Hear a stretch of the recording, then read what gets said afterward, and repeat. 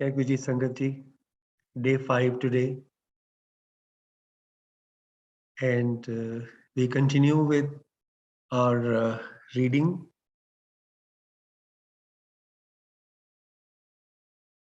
with the chapter Satguru Pyara Mere Naal Hai, Journeys in Faith.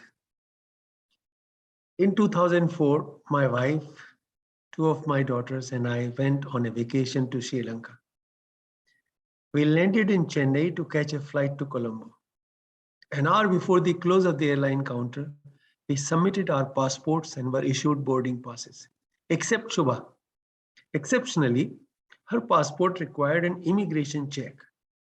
We were directed to the immigration office in the city, some 10 kilometers away. We had exactly 1 hour to get this check done and return to the airline counter. It was improbable to get the documentation done in time, but I trusted Guruji. Shubha and I dashed away to Chennai with a prayer on our lips to Maharaj. Please don't let one stamp ruin this vacation. Please make it happen. Hardly had we got out the airport that an auto driver asked us if we were headed for the immigration office in the city. Despite many red lights, the autowala was agile and we reached the office in 20 minutes. Inside the office, the official concerned wanted to give me the lowdown on the regulations. I had only 40 minutes to get back to the airport, so I told him to get on with it. I was given a form, made triplicates at the shop downstairs, and filled them up. Another 10 minutes gone. Next, 100 rupees had to be deposited in a bank about half a kilometer away. Mentally remonstrating to Maharaj at the bureaucratic hindrances, I left my daughter at the office and ran to the bank. The deposit was made in a jiffy and I ran back. Another 15 minutes gone. I got back the passport and we came out of the office to find the auto waiting for us. There were barely 10 minutes left for us to get back to the airport. Factoring in minutes frittered away in the inescapable minute of interactions between autos, offices, banks, and airport officials. We didn't get a single red light.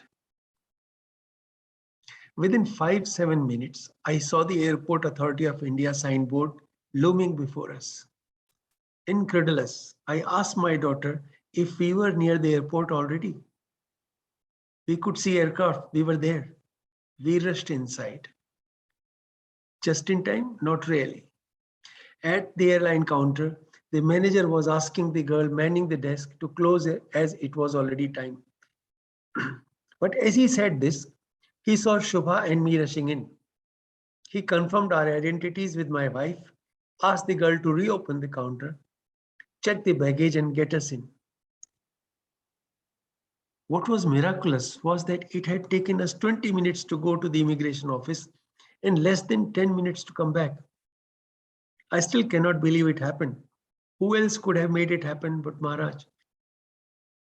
For Guruji, time and space are immaterial. He is omnipresent. He can position you anywhere, anytime. He doesn't let his devotees down.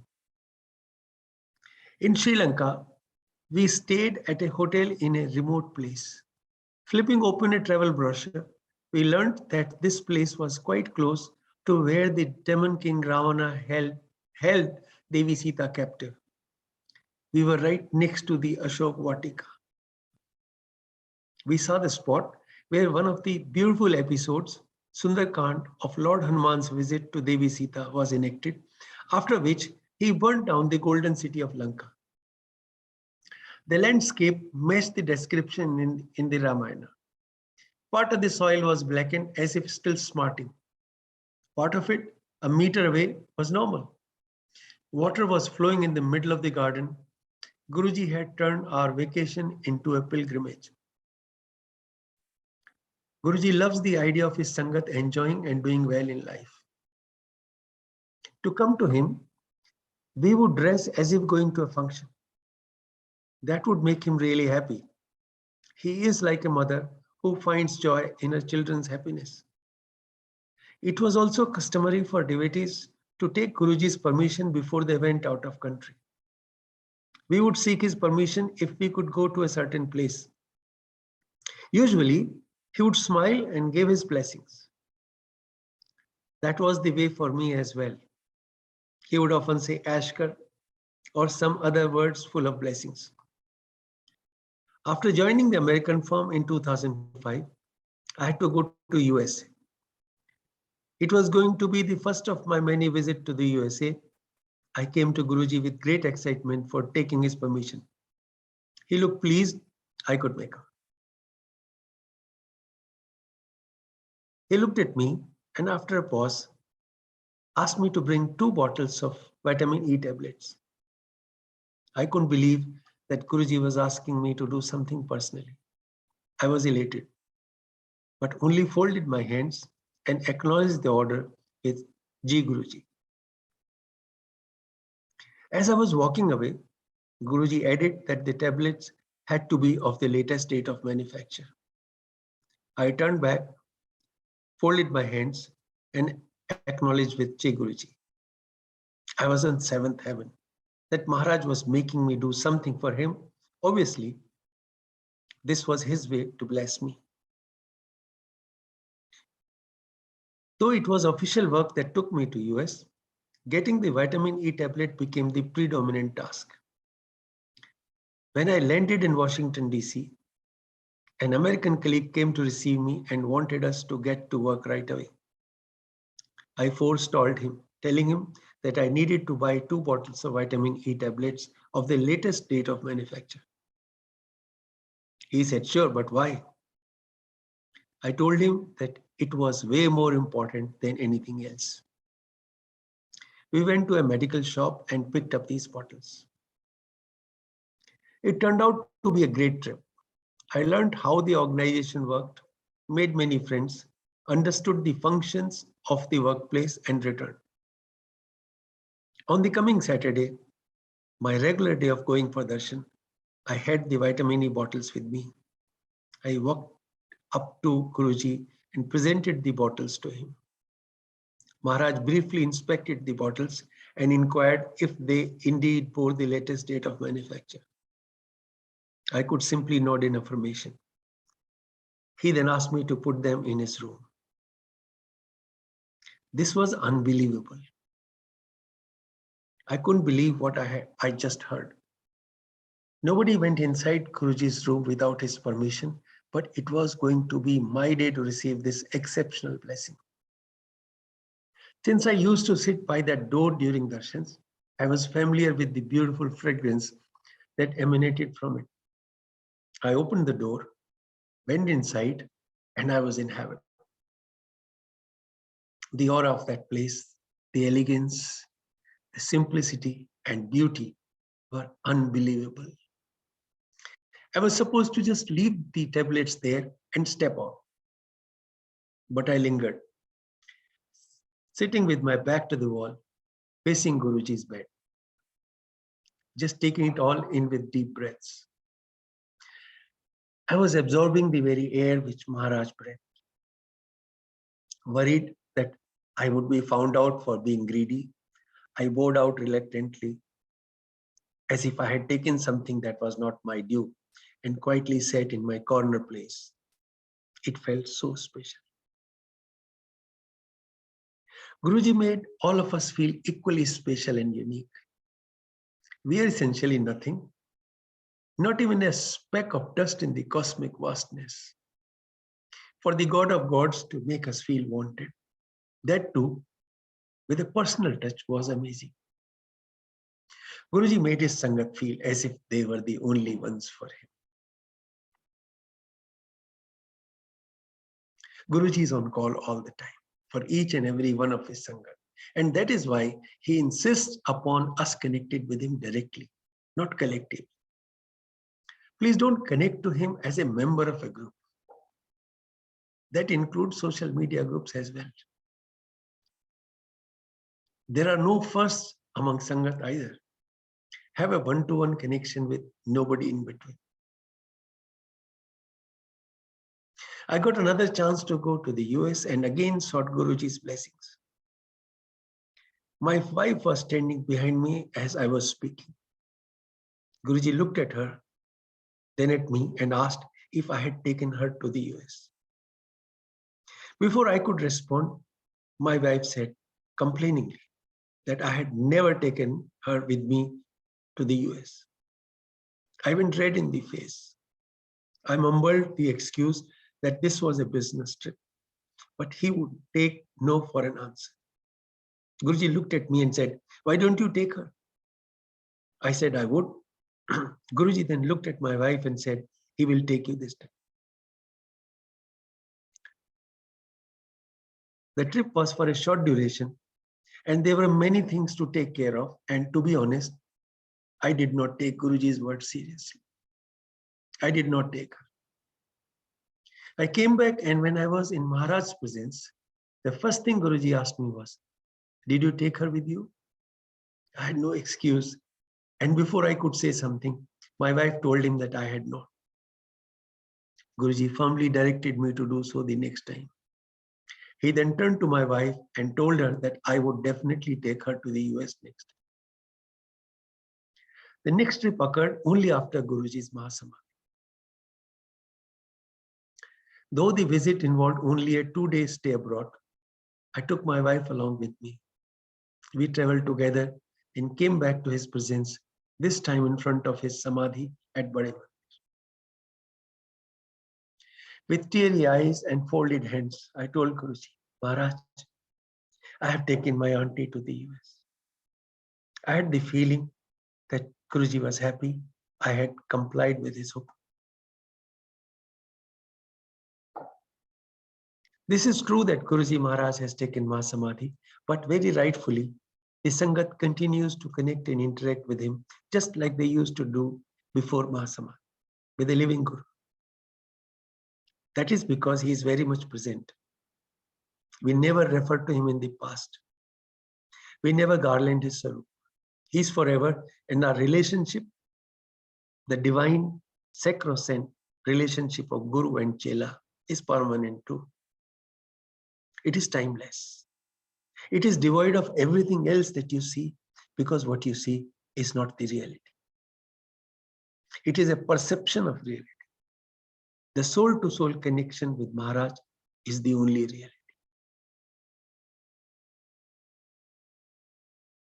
How Maharaj blesses us is difficult to comprehend. Today, when I look back, 2 of my daughters are in the US, and I feel this is linked with Guruji's command to take my wife to that country. He saw our entire karmic context and unlocked its doors so that we can have the best possible life. A happy woman at home is an imperative part of that unlocking process. While on marital relationships, this experience added to my personal understanding, which is derived from our scriptures. Wherever a woman is respected and worshipped, that is where the gods live. Wherever they are not respected, all actions result in failure. You must keep your spouse, your auntie, ahead of you to ensure a smooth flow of blessings from Guruji Maharaj. I vividly recall watching some members of Sangat requesting Maharaj to bless their lockets with his sarup on them. Of course, Maharaj happily applies them. In December 2006, we too got 2 gold lockets made and presented them to Guruji to bless them before wearing. Maharaj took the lockets in his hand and asked whom these were for. I replied that one was for me and the other for my son-in-law. Maharaj immediately asked, "What about auntie?" I was stumped. I should have known better. How could I even think of receiving blessings ahead of my wife? Embarrassed and at a complete loss of words, I could only look down and keep quiet. There was no excuse. Nevertheless, Maharaj blessed the lockets and handed them back to me. We returned home and decided not to wear them till additional lockets for my wife and daughters were also blessed by Guruji. That took a while, and it was only by April 2007 that we could organize 4 more lockets identical to the 2 blessed earlier by Maharaj. I took them to Guruji and received his blessings. Then the entire family wore them together. Let me get back to our USA connection. I believe Guruji wanted USA to be part of our future plans. For this association to be a blessed one, my going there alone wasn't good enough. My wife had to be part of that association. We had to be blessed together as a couple. I know my wife loves to travel and see places. That makes her really happy. I also know that whatever makes her happy also makes Guruji happy. And when Maharaj is happy, we receive his immense blessings.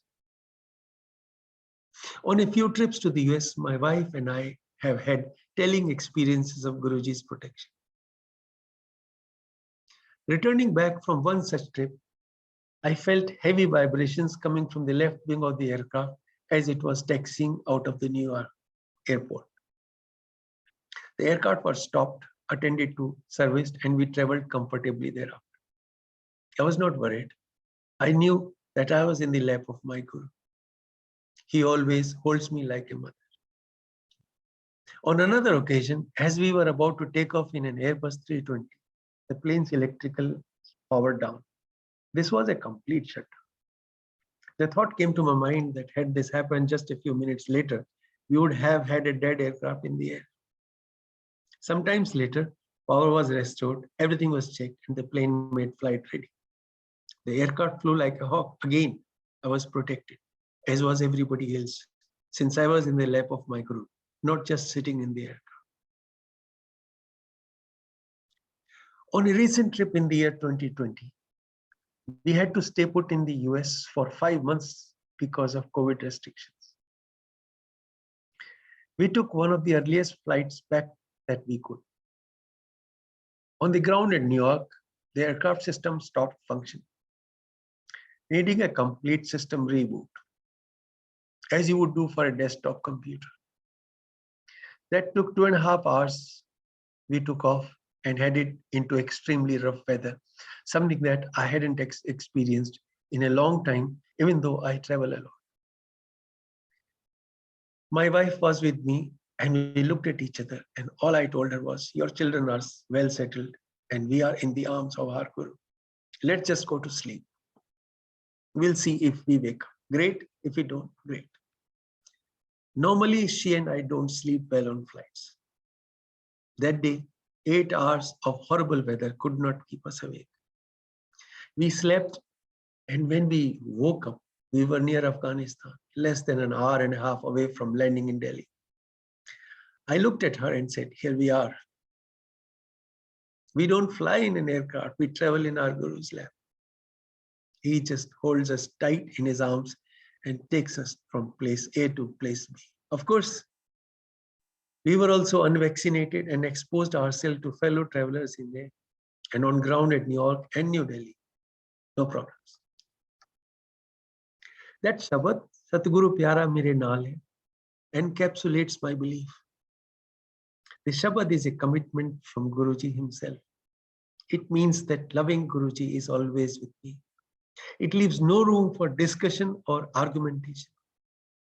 If this is something we can keep in our hearts once and for all, then we have nothing else to think, talk, or care about. We do not have to ask. As we have to simply believe in Maharaj. It's not a question of our praying to him to be with us. That would, in my opinion, be a mistake. We have to believe that he is with us. In fact, we insist he is with us. Guruji has shown many times, in times of need, and even in ordinary times, that he keeps a watch over us. During the satsangs at Empire State, for example, many devotees would want to continue basking in his presence. They would not want to leave because being with Guruji was an addiction. He made us feel high. I too would try and prolong my stay at Empire State as much as I could. I would hang around even after Langar and Agya and try to sneak back into a place where I thought Guruji wouldn't see me. It never worked though. I would try to hide behind the pillar that stood on the side of the entrance to the Empire State Crown Hall. From there was no clear line of sight to Guru. One or the other sevak would announce that Gurgaon Sangat has been given permission to go home. Yet I would pretend that this instruction was not for me. I would go behind that pillar and try to sit down. Even before I could bend my knees, I'd hear, "Commander, go home." I wouldn't even look towards Maharaj, just fold my hands and slip out, pretending this never happened. I tried this maneuver twice and gave up. It didn't work. Guruji keeps his eyes on us. Guruji had given us 4 photographs after my praying to him quietly, as narrated in an earlier chapter. Each was with a member of the family. During our Sri Lanka visit, our youngest daughter Ila had kept the sarup in her purse. Back at home, after the trip, we slept early. The next morning, we saw her running out of her room, out of the main door, shaking, and come back inside even before we could intervene. It was around 9 a.m. We wanted to know what happened when we met for breakfast. She told us that the night before she had thrown the papers from her purse into the dustbin. Unwittingly, Guruji's sarup had also got thrown out. The rest of the piled up waste had gone into the bin on top, which my wife kept outside to be picked up by the society staff. 3 amazing things happened. That morning, the pickup man did not come at his usual time of 8 a.m. He did not arrive till my daughter had realized what she had done. Although she had dumped the waste at the bottom of the bin, she found Guruji's sarup right at the top. She did not have to search for it. And the third thing, the garbage man was approaching the place as she was picking up the sarup from the bin. Another few seconds, and the sarup would have gone with the waste. If that had happened, we would not have been able to forgive us ourselves ever. It didn't, because Guruji won't let it happen. Guruji's sarups are a manifestation of his presence. We had been given 2 larger sarups that we had brought home. Once my uncle came from Meerut to visit us. He had Guruji's darshan and he wanted a sarup. My wife had kept one of the big sarups under a newspaper in the shelf. She decided to take it out and give it to him. It had a yellow turmeric sacred mark, Pitya, on it. Back in Meerut, my uncle gave the sarup to be set in a frame. A few days later, he called me to say that the person who was framing the sarup had lost it. We were now doubly sad. We had given away his sarup that was blessed for us, and now that had been lost. We thought to ourselves that it wasn't time for our relative to have Guruji's sarup, which were after all given by Guruji himself. Many months later, it was Diwali and we were cleaning the entire house. It was time for the newspaper on the shelf to be replaced. As my wife lifted the newspaper, she found the same sarup present. It had the identical yellow turmeric mark. She came rushing to tell me.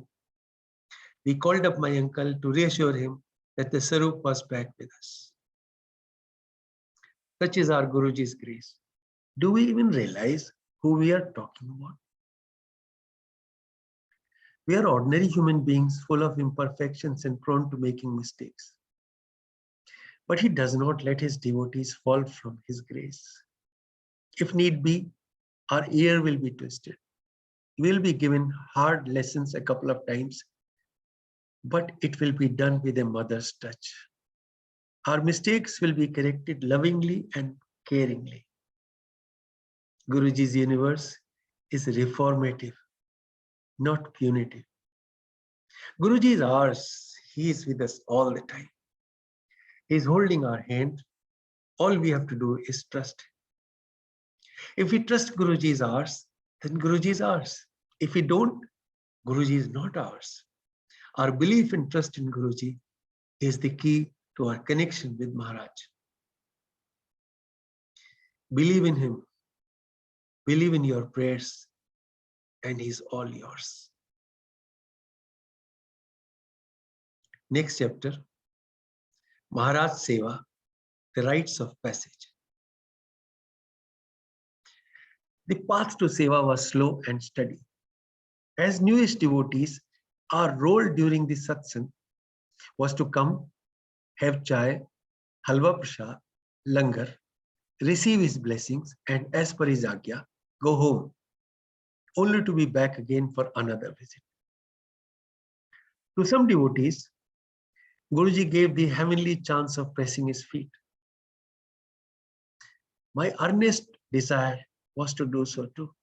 I used to wonder if I would ever get this opportunity. I did not have the courage to initiate this on my own or ask him. One day, I devised a method. Instead of simply bowing my head and touching his feet for Agya, I thought I would hold on to his feet and press them a few times before getting up. It was a good plan. I never told anyone about it. On the next available Saturday, I implemented this devotional rules. As I bowed forward, I held his lotus feet and pressed them gently 5 to 6 times. No reaction from Maharaj. He simply let it be. My hands caught his fragrance in the process. That day, devotees wanted to smell my hands because they knew they smelled of Guruji. I avoided washing and cleaning my hands and took care to see that they did not get dirty.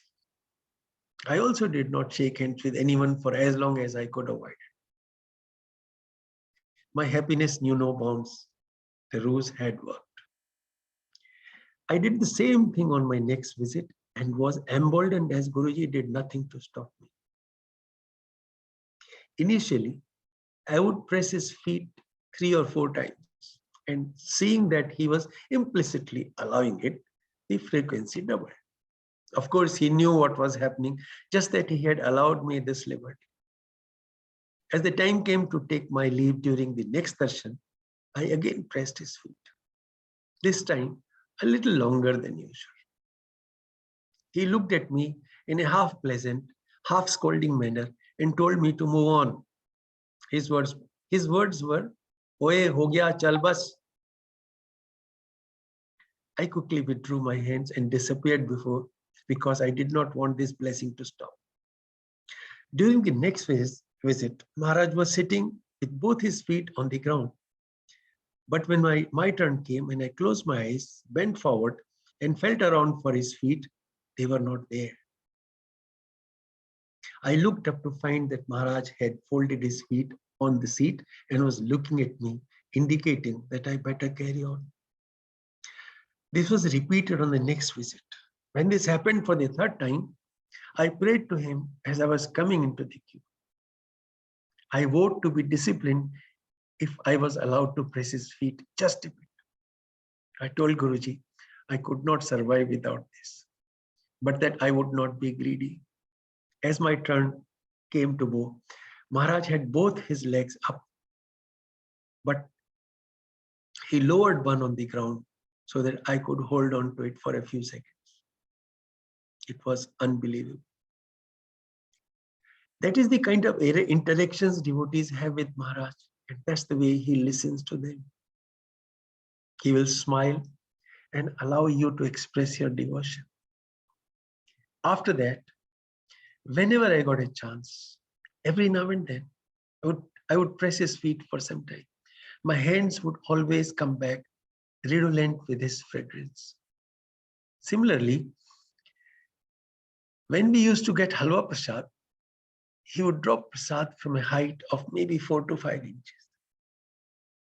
His hands would never touch the devotees, except on occasion.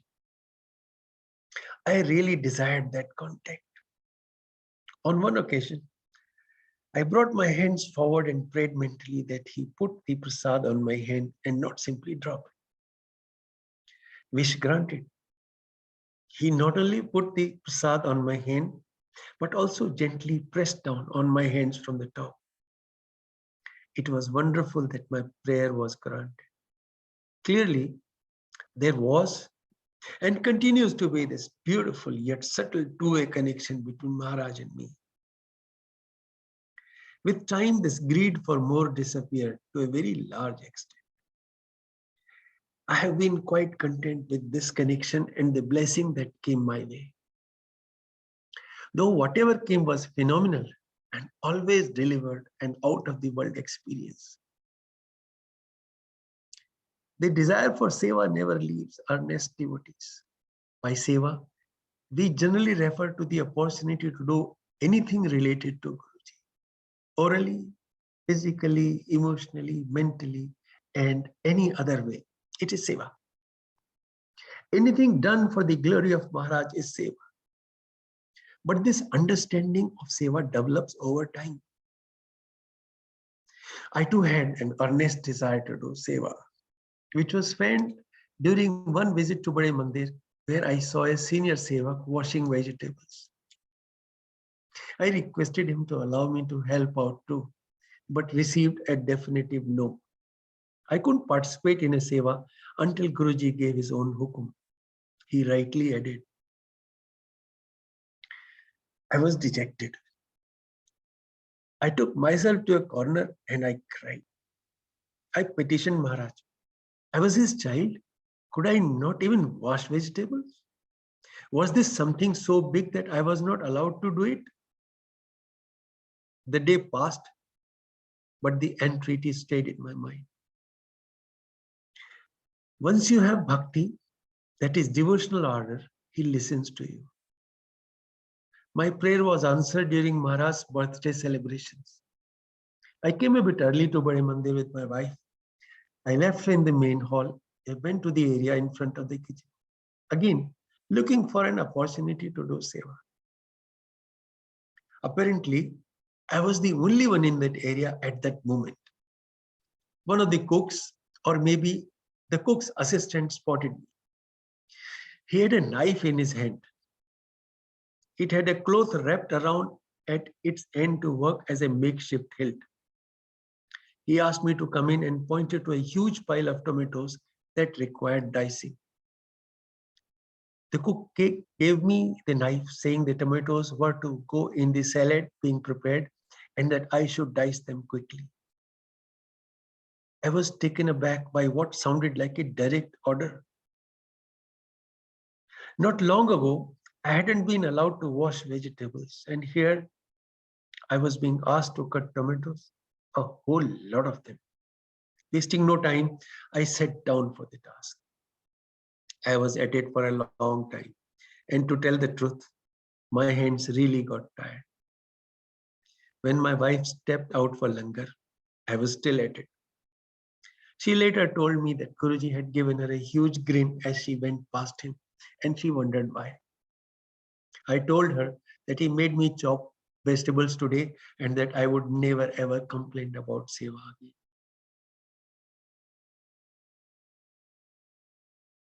That was the first proper seva that I was awarded in the mandir. The seva I got next was to serve vegetables to the Sangat during langar at Bade Mandir. It came about when I approached Langar Seva coordinator, who asked me how long I had been coming to Guruji. Once I said 2 years, he simply allowed me to serve the dishes to the Sangat. From that day on, this seva became a regular affair. I could relate to myself as a sevak from that point on. My involvement in these tasks increased incrementally from langar distribution to coordination. Guruji picked me and prepared me for seva. During seva brought its own joy. Just before one big function in Bade Mandir, Guruji asked 7 or 8 of us to go to Bade Mandir to clean its premises. We cleaned the mandir from one end to another. As we were ready to leave for home in the evening, we got a message from Guruji to stay back in the mandir for the night. We stayed back and spent the night doing satsang, sharing experiences, and sleeping a little. Next morning, we came to know that Guruji would be coming to the mandir. I felt maybe he would inspect what we had done. This made me a little nervous. Guruji came to Bade Mandir around 11 a.m. He was dressed in sport shoes, white trousers, and a half-sleeve shirt. He had brought parathas for us. Guruji was visibly very pleased with our seva, and that made our day. He then began picking up items from the main darbar hall to distribute them amongst us, the sevaks. One particular item, a brass flower vase, caught my fancy, and I mentally addressed Guruji, saying I wanted that and nothing else. I stepped out and went towards the kitchen area to distance myself from anything else he might give. Next, I saw Baba Uncle walking up to me with that very flower vase in his hand, saying that Guruji had given it for me. This is what happens when you have a loving Guru who has taken you in his care. In 2004, sometime in the second half of the year, Guruji asked General Kapoor Uncle to organize a satsang at Clairford. It was meant only for military personnel or Faujis. Guruji said that he would invite whomsoever else he chose. The day was fixed for December 26, 2004. General Kapoor Uncle put together a team that included Vijay Pushkarna Uncle, Wing Commander Anil Arora Uncle, Commander Vimal Nagpal Uncle, myself, and a few other devotees. General Kapoor Uncle was our leader in every possible way and guided us admirably. The entire satsang was an amazing experience. There was a moment during the satsang that remained specially vivid. This was when General Kapoor Uncle introduced us to Guruji with words to the effect that we were Guruji's Fauj and we would execute whatever he ordered to perfection with full dedication. Guruji smiled, looked at us and nodded approvingly. Our day was made. That was the very day when a tsunami hit Far Eastern countries, including Indonesia and Thailand. Many among those present had cancelled their planned vacation to these countries to be at this satsang. It was clear that this date for the satsang was chosen by Maharaj to keep his devotees from harm's way. Jai Guruji.